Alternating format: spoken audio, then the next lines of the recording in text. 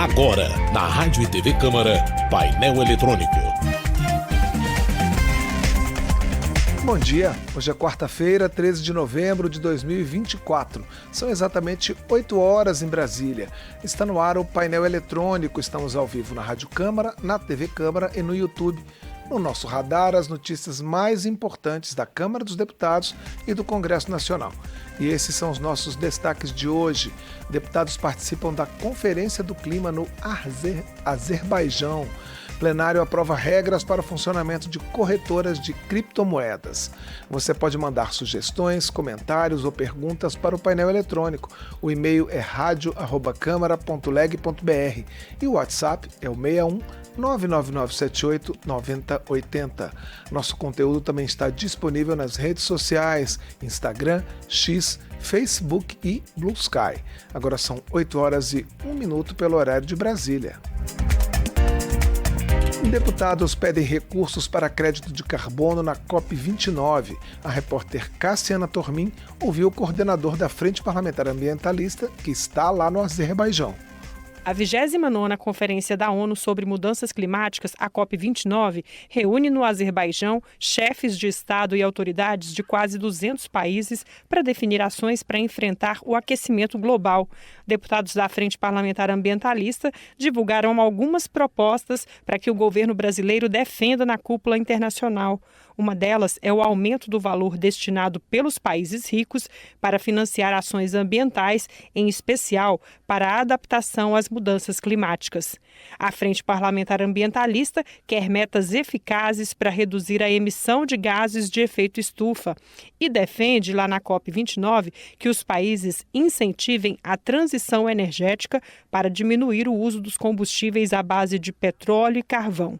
O coordenador da Frente Parlamentar Mista Ambientalista, deputado Nilton Tato, do PT de São Paulo, está na capital do Azerbaijão, Baku, e gravou um vídeo comemorando o que ele considera avanços já no primeiro dia do evento. Já podemos ter uma comemoração, que é o Acordo sobre o Mercado de Carbono no âmbito da ONU, que vai propiciar o comércio de crédito de carbonos. Isso é muito importante para o Brasil, como outros países que têm floresta.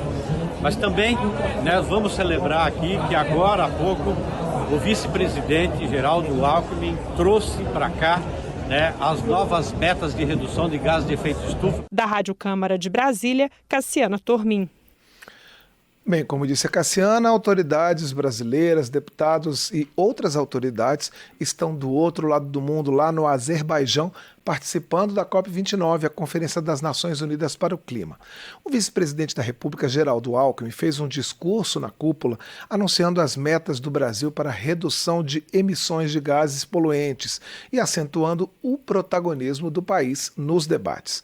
Uma das principais discussões, como adiantou a Cassiana, é sobre o financiamento dos países ricos para que os países em desenvolvimento enfrentem as mudanças climáticas. Está sendo chamado financiamento climático. A gente conversa sobre a COP29 com o deputado Zé Silva, do Solidariedade de Minas Gerais, que vai nesse fim de semana para a conferência. Bom dia, deputado. Bom dia, Cláudio. Bom dia a todos os ouvintes e todos os telespectadores da Rádio Câmara e TV Câmara. Deputado, quais são as suas expectativas para a conferência? Enfim, a gente tem essa discussão principal aí do financiamento dos países ricos. O que o Brasil, por meio de suas autoridades do Executivo e também pelos parlamentares que vão participar dessa conferência, podem levar a esse respeito, dessa necessidade, dessa obrigação dos países ricos de financiarem os países mais pobres na questão climática? Bem, Cláudio, eu que acompanho desde a época 92, sou agrônomo, extensionista da Emater Minas, e depois de parlamentar, estou no 4º mandato, eu tenho acompanhado e participei de todas as conferências mundiais do clima, e o tema do financiamento, ele é um tema sempre recorrente, mas diferentemente, talvez, de parte dos que estão participando, eu não tenho muita expectativa em relação ao financiamento climático, não. Até porque essa conferência, eu diria que ela é uma conferência que nós estamos indo para esse debate já sabendo e que os resultados dela não será muito eficiente e eficaz. E vou citar alguns dos fatores, né? O primeiro deles são os conflitos geopolíticos que estão acontecendo com a Rússia, mais a Ucrânia. Nós tivemos aí os Estados Unidos, que junto com a China, são os dois maiores poluidores do mundo, já com a eleição do novo presidente americano. Ele já deixou claro que ele possivelmente, os Estados Unidos não participará mais do Acordo do Clima. Então são fatores que já aumenta a responsabilidade da COP30, que vai ser no Brasil, e ao mesmo tempo reduz a expectativa de avanço na COP29. Deixando bem claro de que na abertura, todos nós, eu acompanhei mesmo à distância, eu estarei chegando lá no próximo domingo de manhã, porque eu sempre escolhi participar no final, porque é quando sai o texto, o final das negociações, e eu estou inserido num grupo de 77 países, onde os parlamentares nós analisamos o documento final antes dele ser publicado, né?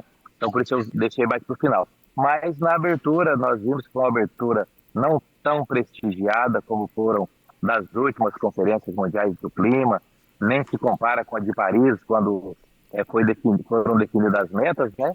Mas houve um momento muito especial, foi quando o enviado americano para o clima, os Estados Unidos tem esse enviado, ele para mim foi muito feliz quando ele disse que as eleições americanas não podem tirar os desafios da humanidade em relação aí à convivência com as mudanças climáticas. Eu não falo só de combater, é preciso conviver, que as mudanças climáticas chegarem, é preciso reduzir esse impacto.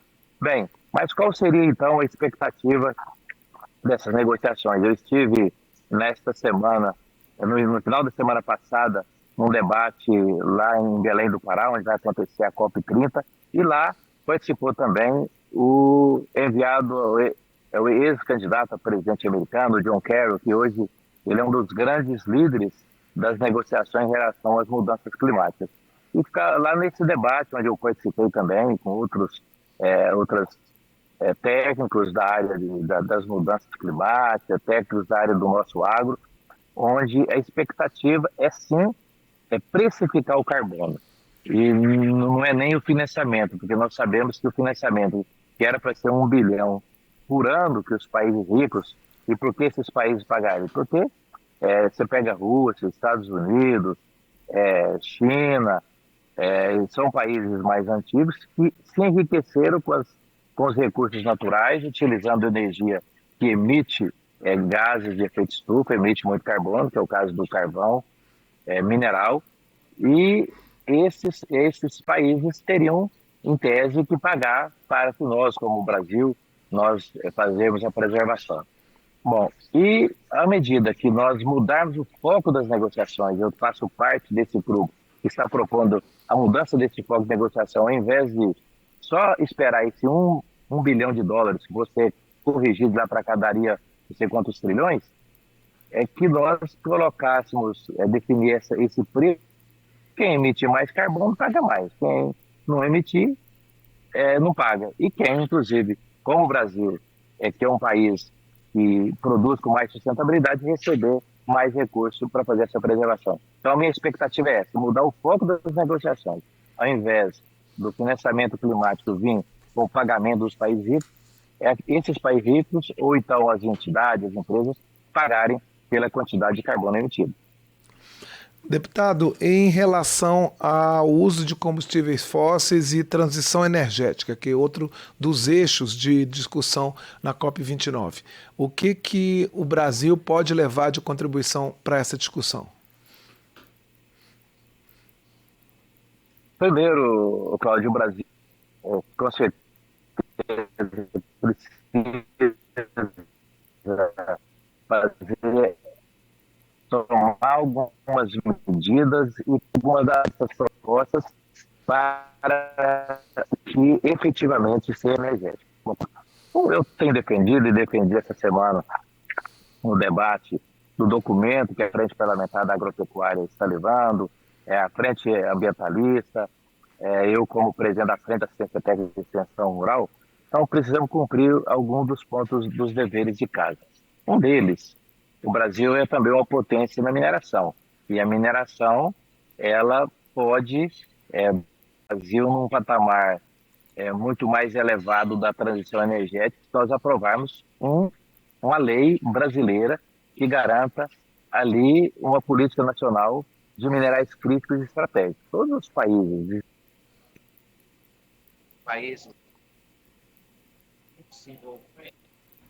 eles já têm uma política nacional de minerais críticos e minerais estratégicos. É preciso cumprir esse dever de casa. Eu estive, inclusive,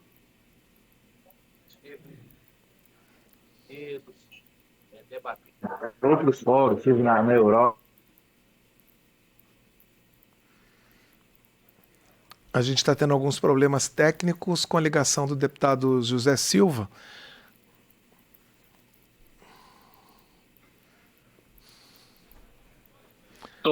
E está fazendo um programa chamado União dos Municípios. A regularização fundiária... Deputado, desculpa, deixa eu interromper o senhor, porque teve alguns probleminhas e a gente não entendeu o que o senhor falou. O senhor começou a falar da questão dos minerais estratégicos e a gente perdeu um pouco da sua resposta. Pois não, é porque eu tive que pausar uma ligação aqui, mas vamos continuar. Então, voltando um pouco é o seguinte.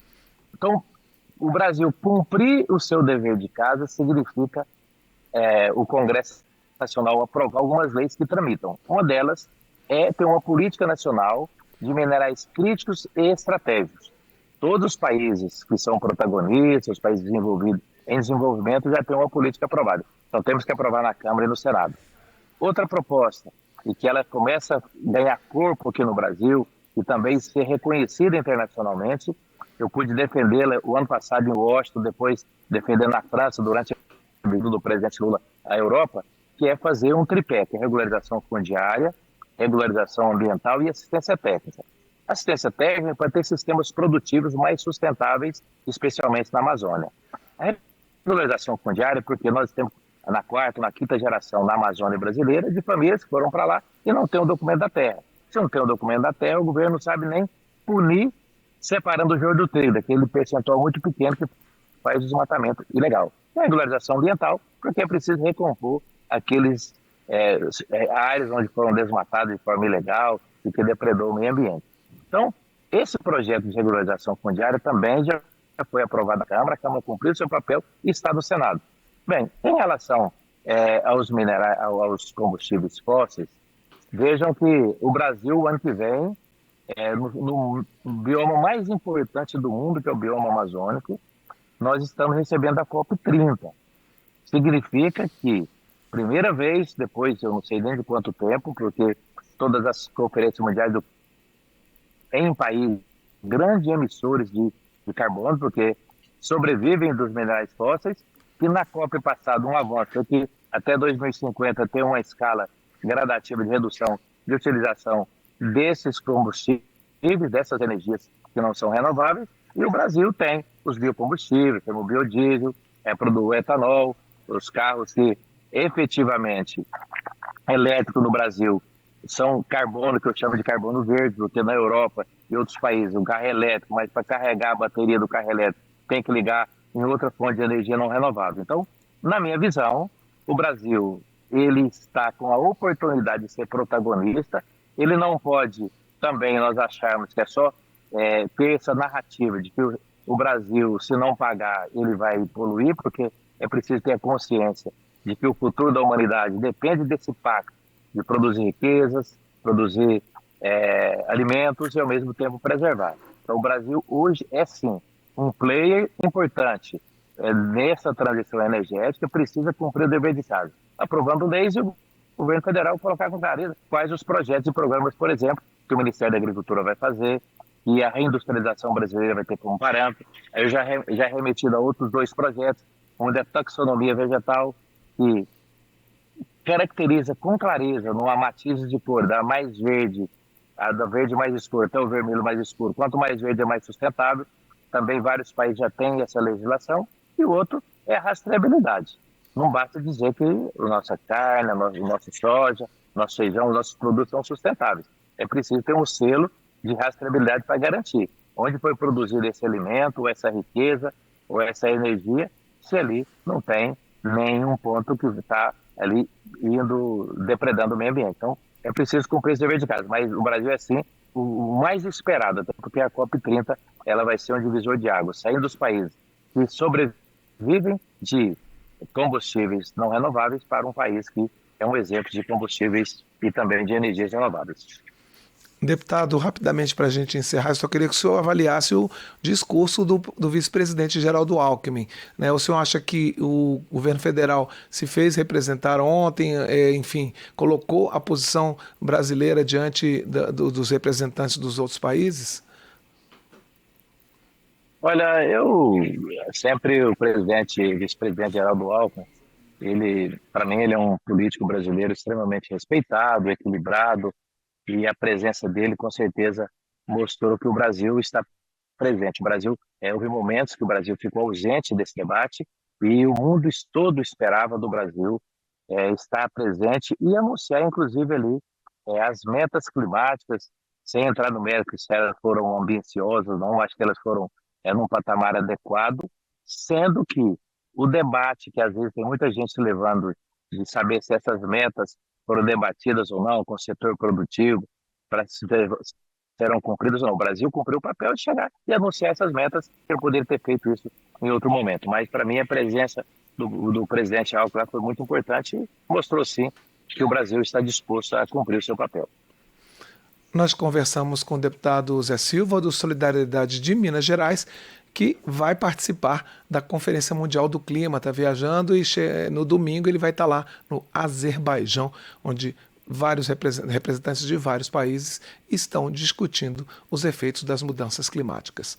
Deputado, muito obrigado pela sua participação aqui no painel eletrônico e quando o senhor voltar a gente chama o senhor de novo para poder saber como é que foi a experiência lá. Valeu, Cláudio, um abraço, bom dia a todos. Agora são 8h17. Câmara aprova projeto que cria regras para o funcionamento de corretoras de criptomoedas, com exigências para as empresas e garantias para os clientes. O repórter Antônio Vital tem os detalhes. O plenário da Câmara aprovou o projeto que cria regras para o funcionamento de corretoras que comercializam e investem em criptomoedas, como o Bitcoin, com exigências para as empresas e garantias para o investidor. A proposta foi apresentada em 2023 pela CPI das pirâmides financeiras. Entre as regras previstas na proposta estão a obrigação da corretora estar devidamente registrada no Brasil, com cadastro no Conselho de Controle de Atividades Financeiras, o COAF, e sujeita à fiscalização pelo Banco Central. A empresa terá ainda que manter registros de qualquer operação com valor maior que R$10 mil e comunicar ao COAF se houver qualquer indício de lavagem de dinheiro. Também será obrigatório separar o que é dinheiro da empresa e o que é dinheiro do cliente, uma maneira de proteger os investidores em caso de falência ou uso indevido dos recursos. Além disso, qualquer transferência de dinheiro entre o cliente e a corretora deverá ser feita por meio de conta bancária. A proposta também tem exigências como capital mínimo para a empresa, de modo que ela se responsabilize com patrimônio próprio se agir contra o regulamento e isso provocar prejuízo aos clientes.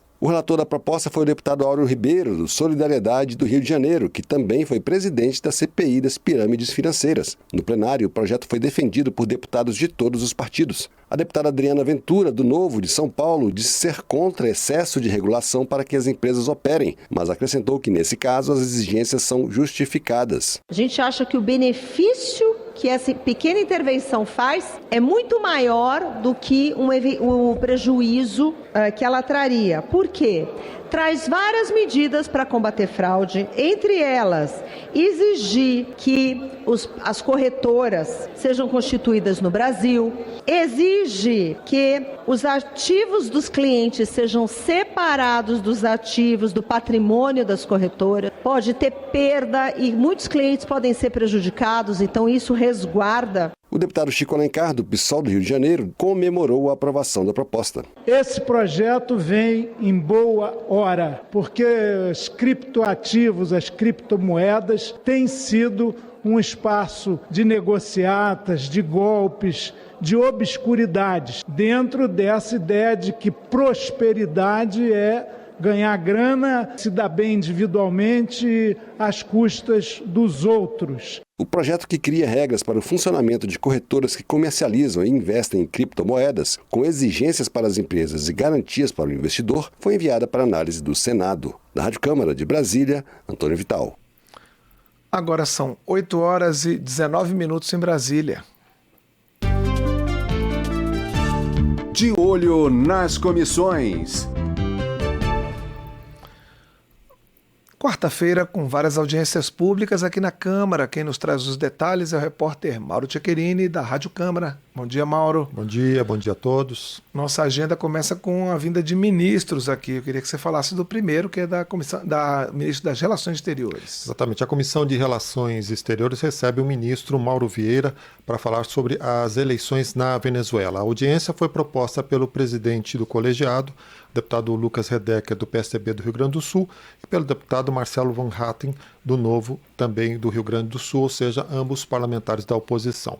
Em julho desse ano, houve eleições na Venezuela. Nicolás Maduro teve uma vitória bastante apertada, 51,2% dos votos, que foi bastante questionada, frente ao oponente dele, o ex-embaixador Edmundo Gonzalez. Lembrando que foi a primeira vez que a oposição se uniu na Venezuela. Foi um resultado bastante contestado no mundo todo e o governo Lula insistiu na divulgação das atas de votação, o que acabou não acontecendo, e o Brasil não reconheceu oficialmente a vitória, apesar de não romper com o governo. Houve uma troca de farpas entre os dois países e culminou com o veto do Brasil ao ingresso da Venezuela nos BRICS. A oposição, no entanto, acha que a posição do governo brasileiro é fraca, deveria ser mais contundente em relação à ditadura na Venezuela e à manipulação do resultado das eleições e, portanto, esse tema será discutido, haverá bastante debate certamente,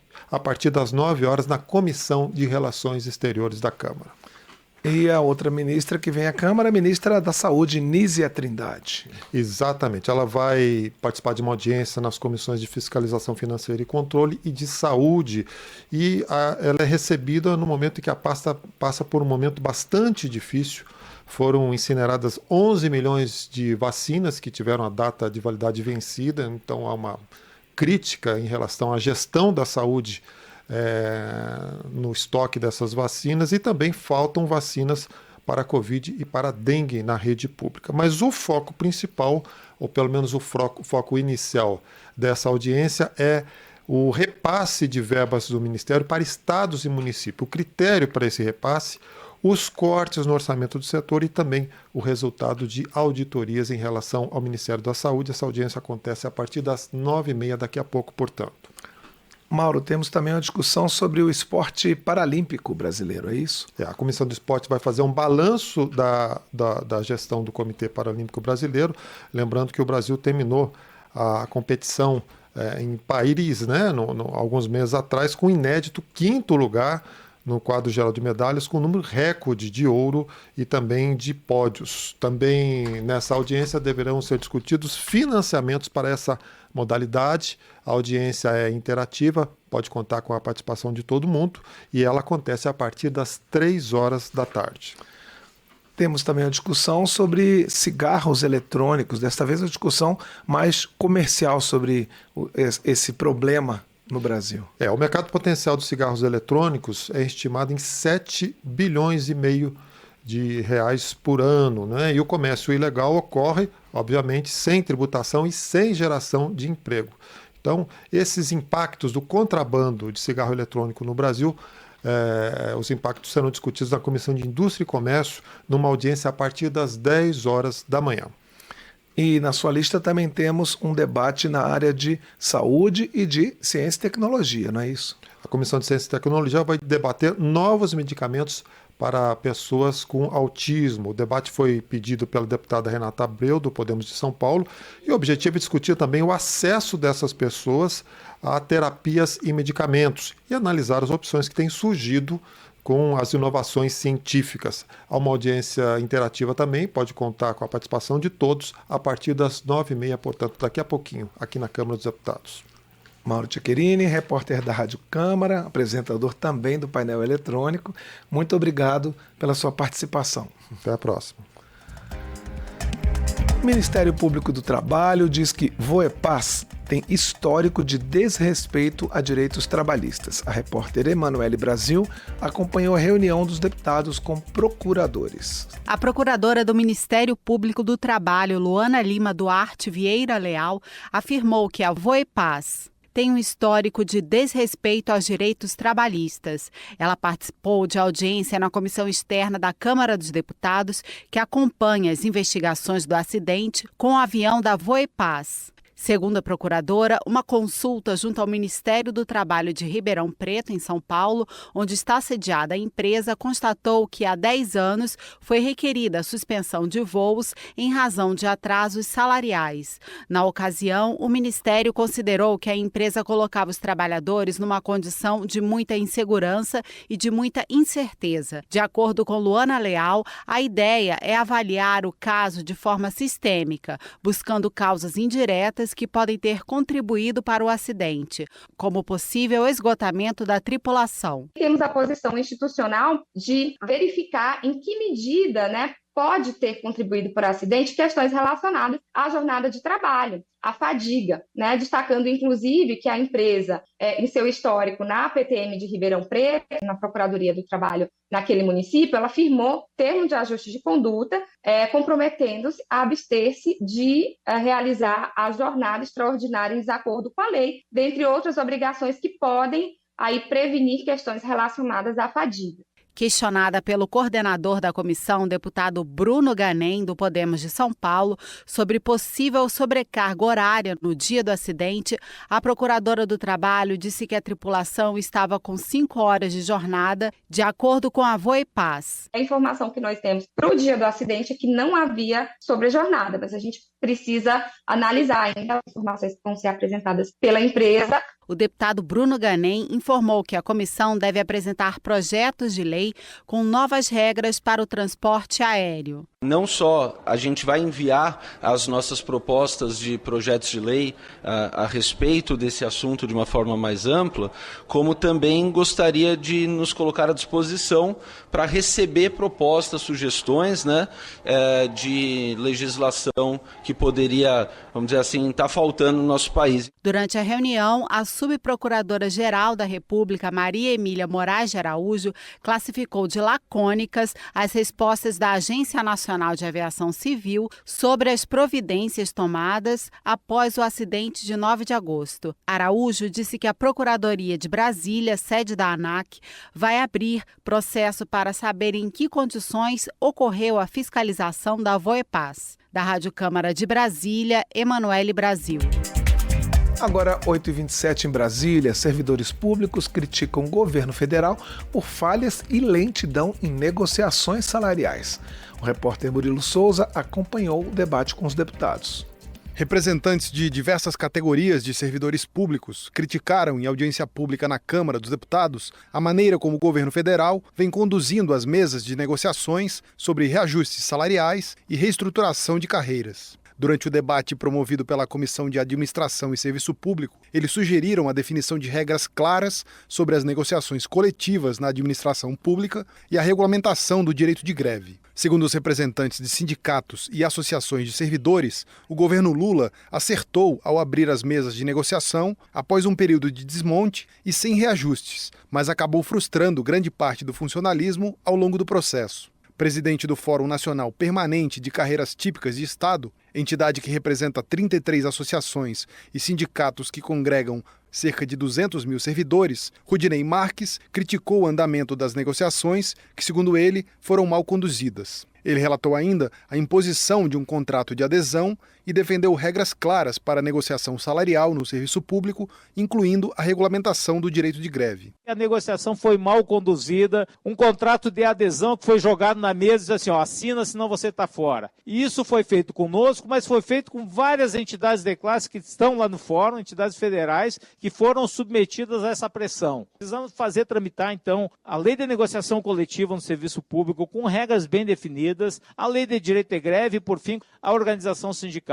Márcia Abreu, coordenadora de Administração e Finanças da Federação de Sindicatos de Trabalhadores Técnico-Administrativos em Instituições de Ensino Superior, destacou que a greve de 113 dias nas universidades e institutos federais, realizada este ano, refletiu a insatisfação dos servidores com um plano de cargos e salários de mais de 20 anos. Ela informou que o acordo firmado com a categoria prevê um reajuste de 9% para janeiro de 2025 e de 5% em abril de 2026, mas deixou clara a frustração dos servidores com 0% de reajuste em 2024. Representando o Sindicato Nacional dos Servidores Federais da Educação Básica, Profissional e Tecnológica, Carla Bertotti criticou a lentidão do governo federal em atender às demandas da categoria, após mais de 100 dias de greve. Segundo ela, existem alguns pontos do acordo que não estão sendo cumpridos ou estão sendo cumpridos de forma lenta. O debate foi proposto pela deputada Alice Portugal, do PCdoB da Bahia, que prometeu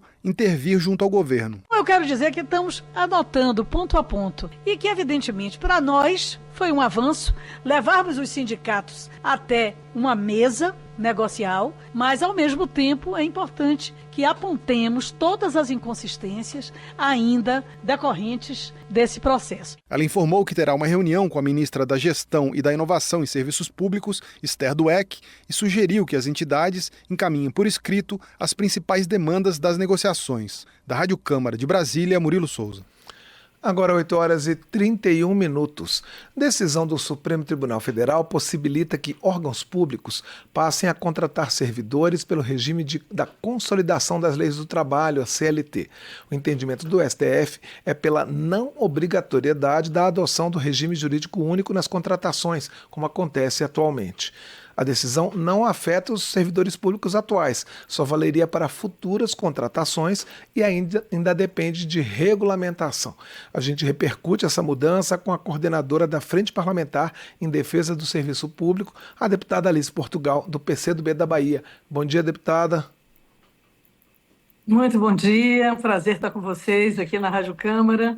E, de fato, o funcionalismo esses dias vivendo momentos tensos, né? A finalização do processo das negociações, com algumas categorias nem tendo iniciado ainda esse processo, mas contabilizando que é uma grande vitória ter tido mesas de negociação depois de 6 anos, né? 2 anos do governo Temer, mais 4 anos do último governo, sem qualquer tipo de diálogo. Então, isso foi muito positivo. Inconsistências que nós estamos tratando. Ato reflexo, o Supremo Tribunal Federal decide resolver por uma decisão de anos de aguardo, abrindo a possibilidade da contratação via CLT de servidores públicos, quebrando a tese da estabilidade, né? Inclusive impactando sobre o concurso público, porque isso é algo muito importante, né, para que nós tenhamos a impessoalidade, a garantia de que o servidor público estará unicamente a serviço da sociedade brasileira. Então, é uma decisão temerária e estamos em período de grande movimentação para contestar essa decisão do Supremo. Deputado, uma das críticas que eu vi em relação a essa decisão é que isso poderia provocar que um órgão público tivesse pessoas com diferentes regimes de contratação. E aí isso provocaria insegurança jurídica. A senhora concorda com essa reclamação? Sem dúvida, porque nós já vimos esse filme no passado, né? Antes desse regime jurídico único, né, que se deu 2 anos depois da nova Constituição, nós tínhamos 2 portas de entrada ou até mais no serviço público. O antigo DASP, o órgão de pessoal da ditadura, ficou anos sem realizar concurso em muitos órgãos da administração pública federal. Então, contratava através de tabelas, né, ligadas a fundações internacionais, tabelas da área de pesquisa, tabelas da área de engenharia. Uma tabela gigante do Brasil era o escritório do ETA, não é? O Escritório Técnico Administrativo contratou muito pela CLT. Quando se deu conta, o Estado brasileiro tinha gente com licença-prêmio e sem licença-prêmio, com salário reajustável pelo salário mínimo e INPC à época e os outros por um regime que não tinha qualquer tipo de previsão de reajuste. Alguns tinham direitos a quinquênio, outros não, porque uns eram CLT, outros eram estatutários. Então, reuniu-se isso numa decisão unilateral do Estado brasileiro e criou-se o regime jurídico único, o novo Estatuto do Servidor Público. A partir daí, houve um trabalho gigantesco de reenquadramento dos trabalhadores que eram da CLT para o novo regime jurídico único. Inclusive, o Estado brasileiro teve que pagar o FGTS, que, na medida que ele rompeu um salário seletista, ele tinha que devolver o valor do FGTS por um rompimento unilateral de contrato. Né? Então, foram milhares de ações judiciais para se receber o FGTS dos servidores, dos funcionários CLT, que viraram estatutários de uma hora para outra. Então, agora vai se fazer o caminho reverso? Não é inteligente. Não é inteligente porque mina o concurso público, quebra essa natureza exclusiva do servidor para o Estado e gera uma insegurança política gigante em quem está no regime jurídico único hoje. Né? O que será da aposentadoria de quem está no regime jurídico hoje, se nós teremos uma grande quantidade de funcionários entrando por CLT que não pagarão, né, a aposentadoria do regime próprio do servidor público? Será que a motivação é essa? Né? O servidor público paga 14% a 17% para o seu regime de aposentadoria, que não é mais integral e nem paritária. Há muitos anos, desde a primeira reforma da Previdência do governo Lula, a primeira reforma. A segunda foi desastrosa, do governo Bolsonaro, a maior injustiça para com o servidor e com o trabalhador brasileiro, aumentando a idade mínima para aposentadoria, quebrando regras de paridade, enfim, uma coisa desastrosa. E agora, essa interferência do Supremo Tribunal Federal, que legisla, né, ao constituir a possibilidade da contratação via CLT, gerando insegurança jurídica, quebra do contrato original de regime jurídico único e, infelizmente, gerando incongruência e discrasias, ou seja, o que é isso? Diferenças. Então, nós teremos servidores com um regime salarial e outros com outros, fazendo o mesmo trabalho, ou seja, aprofunda as diferenças, quebra mais ainda a isonomia, que ainda não foi resolvida, este governo, buscando melhorar, minorar esse desgaste. E o Supremo Tribunal Federal entra legislando para colocar outro regime. Quererão juízes seletistas? Quererão funcionários seletistas nas suas varas, no sentido de ajudar, inclusive, a proferir pareceres? Não, nós não podemos admitir. E como seria na alfândega? Aqueles diamantes que foram presos, será que alguém que não fosse servidor, que não tivesse estabilidade, né? Um auditor fiscal ou um agente de tributos que barrou a entrada daqueles diamantes conhecidos, será que ele, não sendo servidor, ele teria essa coragem ou perderia o emprego? Sem estabilidade. Não é? E em relação a tantas apreensões que todos os dias a Receita Federal realiza, prisões que a Polícia Federal realiza, porque, inclusive, a segurança pública está incluída nessa decisão do Supremo. Então, é muito grave o que o Supremo fez. Aliás, o Supremo que nós aplaudimos pela sua ação em defesa da democracia em relação a direitos, tem falhado com os trabalhadores brasileiros. Com a enfermagem, criou uma jornada inexistente de 44 horas já que no Brasil a jornada máxima é de 40, para diminuir o fruto da decisão do Congresso Nacional de garantir um piso salarial para a enfermagem. Agora, essa situação de contratação seletista para o serviço público. É uma reforma administrativa às avessas e nós não vamos aceitar. Deputada, as pessoas que defendem essa flexibilização, alguns gestores dizem que eles ficam amarrados na questão das contratações justamente porque às vezes não tem orçamento para fazer um concurso público. Não é? Como é que existiria algum tipo de solução que pudesse equilibrar esses dois lados, não prejudicar o servidor, mas dar mais flexibilidade para o gestor fazer as suas contratações? O gestor do serviço público é o Estado brasileiro. A rigor, o patrão é o povo, que é quem paga os impostos. Então, não é um gestor de passagem que tem que querer flexibilidade para a contratação. Né? Na verdade, o serviço público ele tem características, ele tem funções, ele tem desiderato, que é servir ao público, é servir à nação brasileira, com impessoalidade, com moralidade, com garantia de boas práticas administrativas. O serviço público não é uma empresa, né? E nem nos interessa passar, né, os nacos do serviço público para que o mercado explore. Aliás, em geral, o que parte, né, da gestão em boa parte do Brasil, a escola de gestão ultraliberal defende. não é? É a saúde privatizada, é a educação privatizada. Vejam o que estão fazendo com a educação em São Paulo e no Paraná, batendo o martelo na Bolsa de Valores para contratar empresas para garantir o ensino. E que ensino será?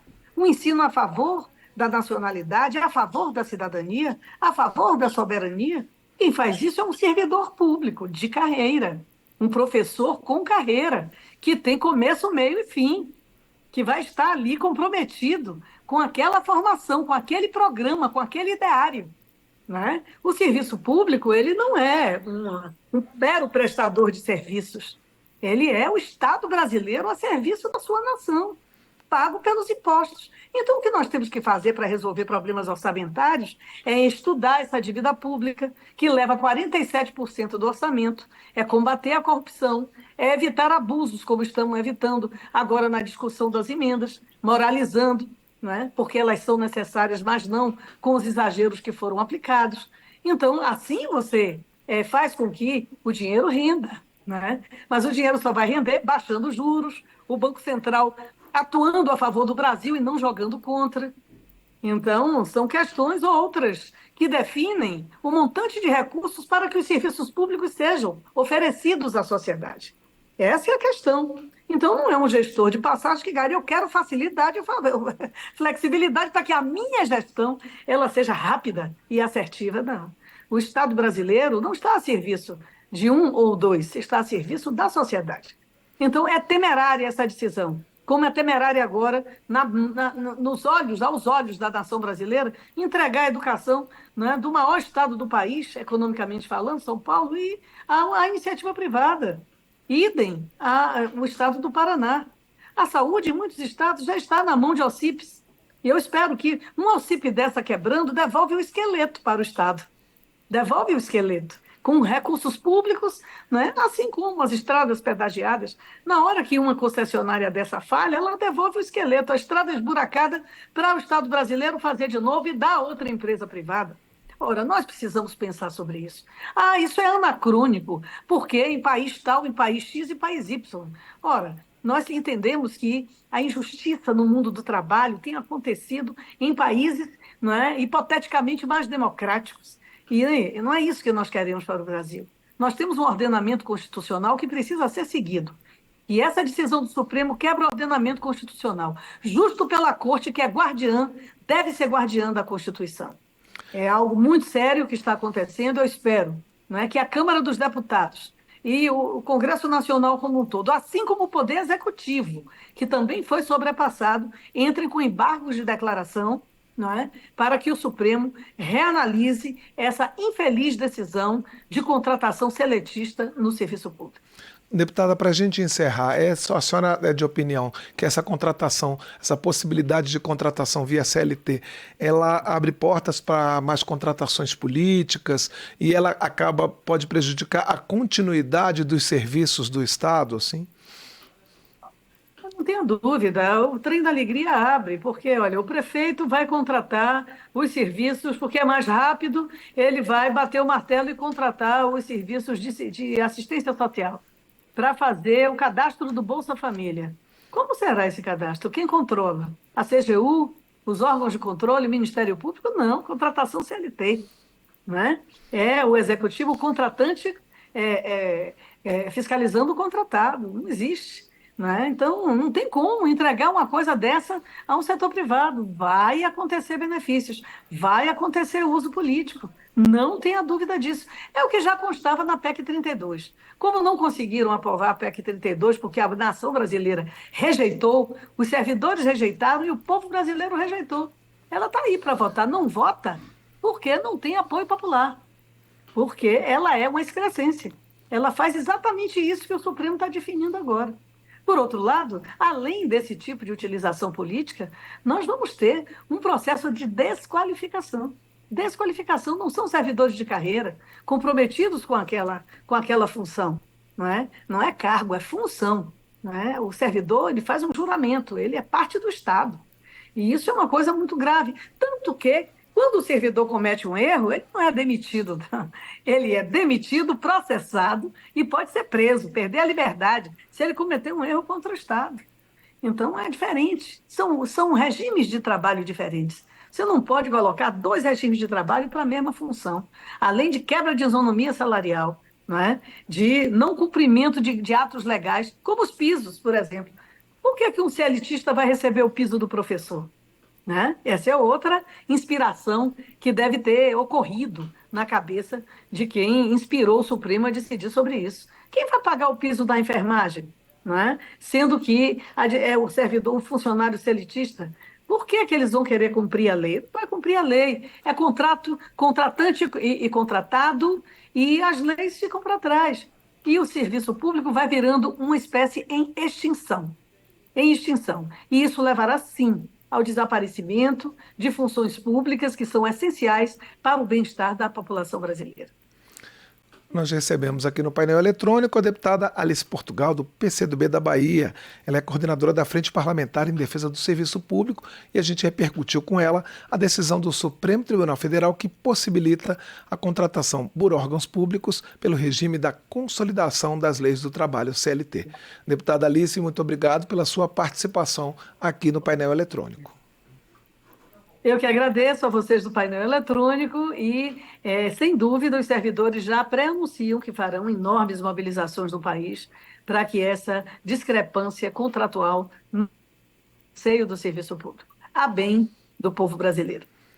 Obrigado, deputada. Bom trabalho. Obrigada.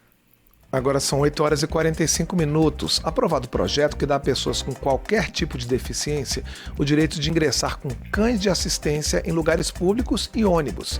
O repórter Antônio Vital tem as informações. A Câmara dos Deputados aprovou o projeto que dá às pessoas com qualquer tipo de deficiência ou doença grave o direito de ingressar com cães de assistência em ônibus, metrôs ou lugares públicos e privados abertos ao público. Hoje, a legislação só dá esse direito a cegos ou quem tem alguma deficiência visual. A proposta aprovada estende esse direito a pessoas com déficit de audição, com algum transtorno ou doença psíquica, com alguma síndrome médica, com deficiência psicomotora ou qualquer condição devidamente justificada e comprovada. Nesses casos, os cães que auxiliam essas pessoas receberão nomes como cão ouvinte, cão de serviço psiquiátrico, cão de alerta médico, cão de resposta médica, cão de serviço de mobilidade, cão de serviço emocional e cão de serviço multifunção. Entre os cães de serviço estão também aqueles que ajudam cadeirantes, treinados para desempenhar tarefas como abrir e fechar portas, chamar o elevador, trazer objetos como o telefone e o cobertor ou chamar outra pessoa na casa em caso de emergência. A relatora, a deputada Júlia Zanata, do PL de Santa Catarina, apresentou o texto que foi resultado da análise de mais de 30 projetos que vinham sendo analisados sobre o tema, um deles já aprovado pelo Senado. O projeto define as exigências para os cães que deverão ser treinados e ter certificado para desempenhar a função. Terá ainda que ser identificado com colete. Além disso, o projeto exige laudo de médico especializado no diagnóstico do paciente e outro de veterinário para que o animal possa se tornar um cão de assistência com todos os direitos, sem contar o certificado de conclusão de prova de adestramento. O projeto também descreve que tipo de adestrador poderá ser responsável pelo certificado. O projeto foi aprovado por unanimidade pelo plenário. Para o deputado Duarte Júnior, do PSB do Maranhão, o projeto garante o cuidado com os animais e assegura o direito à inclusão. Além de garantir a saúde, bem-estar e o bom cuidado desses animais, esse projeto garante aquilo que é um direito fundamental, que é o direito à inclusão. Inclusão não é um favor. Inclusão nada mais é do que um direito que é nosso dever aqui lutar para que as pessoas possam usufruir no seu dia a dia. O projeto também estabelece multas para quem falsificar os documentos dos cães, acessar os lugares sem identificação e até proibir o ingresso dos animais de assistência em lugares públicos. Essa multa pode chegar a R$30 mil. Depois de aprovado, o projeto que dá às pessoas com qualquer tipo de deficiência ou doença grave o direito de ingressar com cães de assistência em ônibus e lugares públicos foi enviado para análise do Senado. Da Rádio Câmara de Brasília, Antônio Vital. Agora 8h48, o cancelamento unilateral por parte das operadoras de plano de saúde dos contratos com diversos usuários pertencentes às vezes a grupos específicos da população tem sido objeto de discussão aqui na Câmara durante todo esse ano de 2024. Hoje, a Comissão de Saúde volta ao assunto em uma audiência pública pedida por vários deputados. A gente vai conversar com Fernanda Pessoa, do União do Ceará, uma das parlamentares que solicitou o debate. Bom dia, deputada. Bom Muito obrigado. No seu programa. Muito obrigado por vir mais uma vez ao estúdio conosco. Eu queria saber em que pé está essa situação, não é? Que, assim, como é que são vários grupos, idosos, pessoas com transtorno do espectro autista, com doenças raras, né? São vários grupos que se viram prejudicados por esses cancelamentos unilaterais. Em que pé está essa situação em relação aos planos de saúde? Bem, a gente se preocupa muito com a qualidade do serviço dos planos de saúde à população brasileira, né? Principalmente, nós sabemos das dificuldades até do cidadão pagar pelo plano, que dependendo da idade, ele vai até aumentando e chega numa esfera que compromete, às vezes, de 20% a 25% do seu orçamento. Então, essa é uma das nossas preocupações. Para isso, a gente quer ter um plano que no momento que o cidadão brasileiro precise utilizar, ele seja amplamente de acordo com o que está regido tanto na Constituição e também no regimento do plano, quando você assina aquele contrato. Né? Então, aquele contrato tem que realmente ter todos os parâmetros para aquela doença específica. O câncer, uma família que já está fragilizada naquele momento por estar acometida de um câncer. A gente sabe que todo câncer diagnosticado, qualquer doença, mas o câncer principalmente, né, diagnosticado precocemente, a condição de cura vai aumentando. Né, com a idade, com uma série de diagnósticos precoces, exames que são necessários. O que é que acontece?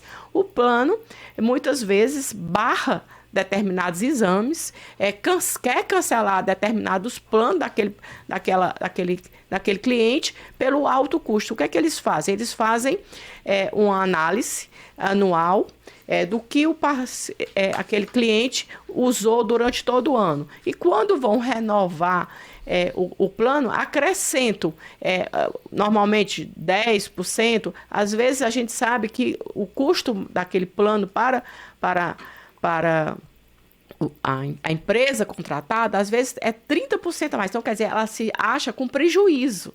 Só que é um parâmetro, né? De acordo com os pacientes, com os clientes, dão retorno financeiro para o plano, outros não. Então tem que ter um equilíbrio. Pois é, porque muitas vezes a gente paga o plano durante muito tempo sem usar. Ou usando o mínimo possível. Né? Mas é isso que ele se preocupa. Mas nós temos que se preocupar, é o seguinte, é que de acordo com a Constituição Federal, todo mundo tem direito de ter a saúde de qualidade, a educação de qualidade. E quando a gente sabe que o Sistema Único, para mim, é um sistema mais perfeito, só que nós sabemos das dificuldades, né, da tabela SUS, tem uma série de situações que realmente dificulta. Mas quando a pessoa escolhe ter um plano de saúde, ela já faz, como eu falei no início, coloca no seu orçamento, disponibilizando aquele recurso. Então, ela quer ter aquele atendimento. E nós sabemos hoje que tem algumas situações que uma criança, quando nasce, o diagnóstico é como criança com TEA, né? Com o aspecto do autismo. E a gente sabe que precisa de uma atenção é o fonoaudiólogo, é um terapeuta ocupacional, psicólogo. Então, uma série de coisas, não só para a criança, mas para a família também, porque nem toda a família está preparada para aquele diagnóstico. Então, assim, são várias situações que a gente tem que estar. É por isso que nós vamos fazer essa audiência pública com alguns parlamentares de vários estados do país, para que a gente possa discutir também na sua região como é que está o atendimento daquele plano de saúde para aqueles clientes que já gastam muito no seu orçamento para ter um plano de qualidade. E, principalmente, para a questão da saúde daquele paciente, que, queira ou não, além da doença, ainda tem um emocional. E o que os planos de saúde, como é que eles já se manifestaram em relação a isso? Eles acham que, eles alegam que a saúde financeira do plano depende disso, dessas revisões, assim? Nós vamos ter, né, essa audiência já foi adiada algumas vezes devido até ao período eleitoral, mas nós vamos retomar, né, vamos fazer essa audiência pública, vamos fazer um momento amplo de discussões e ver uma forma de que nem os planos saiam com prejuízo, porque a gente sabe, para ele manter, e dando serviço de qualidade, ele precisa também, ele vive desse recurso que ele recebe, dessa mensalidade que ele recebe. Mas uma das coisas que eu vejo é que com a pandemia também esses planos de saúde, muitos deles ficaram deficitários, né? Primeiro porque algumas doenças, né, ficaram como câncer mesmo, as pessoas quando viu que foi diagnosticado já estavam no estágio muito elevado, então precisa de um recurso bem maior para ser disponibilizado para esse tratamento. Mas nada como um bom diálogo, um bom debate, para que a gente possa realmente chegar num acordo em que nem saia prejudicado os planos de saúde que precisam dar continuidade, que a população brasileira precisa desse serviço, porque o SUS, infelizmente, não tem condições de atender todas as classes sociais, né? E a gente quer exatamente as pessoas mais carentes possam ter esse atendimento do SUS cada vez mais com qualidade.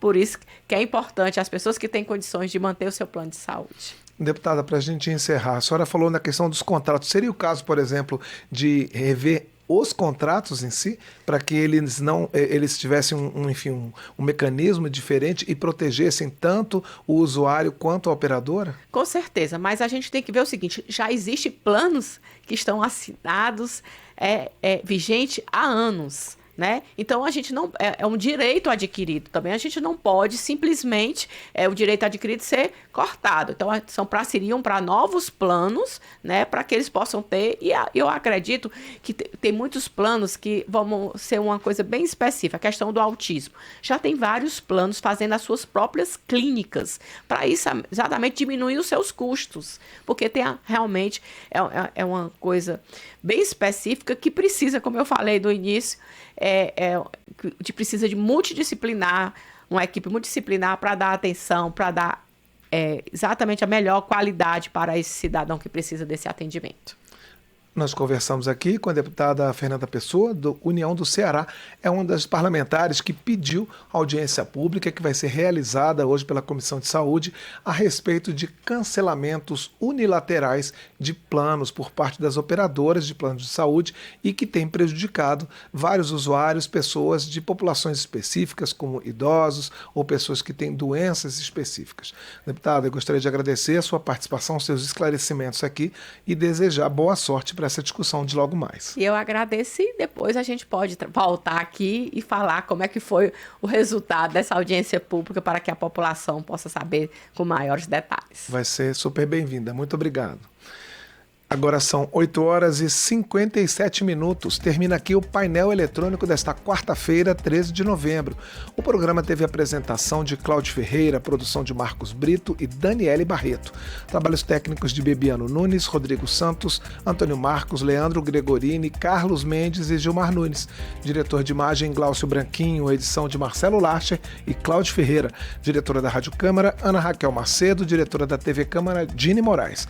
Diretor de comunicação e mídias digitais, Kleber Queiroz Machado. Secretário de comunicação, deputado Gilmar Tato. Secretário de mídias digitais, deputado Luciano Dutti. Uma ótima quarta-feira a todos. A gente se encontra amanhã às 8h em ponto, aqui na Rádio Câmara, na TV Câmara e no YouTube.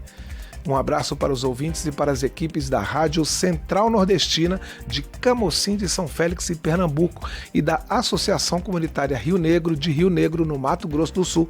São duas emissoras parceiras da Rádio Câmara.